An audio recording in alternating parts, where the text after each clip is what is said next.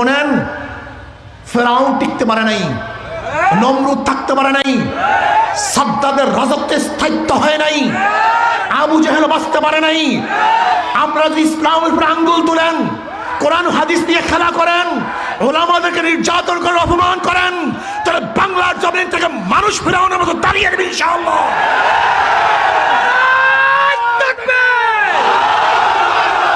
অথচ জাহেল মূর্খরা জানি না জিয়াউর রহমান সাহেব কাদেরকে নিয়ে রাজনীতি করেছে।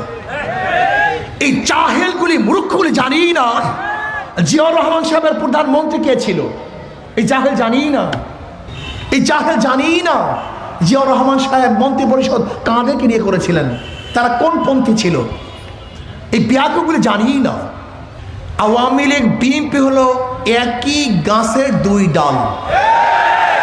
আওয়ামী লীগের যে বক্তব্য বিএনপির একই বক্তব্য, আওয়ামী লীগের যে কাজ বিএনপির একই কাজ।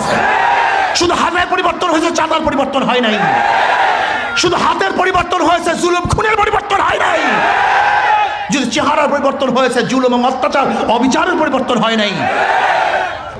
যদি হাত পাকা বিজয় হয়, তাহলে বাংলাদেশের মানুষ বিজয় হবে।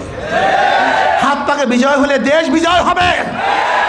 হাত পাকে বিজয় হলে গোটার মানুষের শান্তি ইনশাআল্লাহ দাঁড়ে দাঁড়ে ঘরে ঘরে পুষবে ইনশাআল্লাহ। আগামী দিনে যুদ্ধ আসতেছে, যুদ্ধ হক এবং বাতিলের সাথে যুদ্ধ।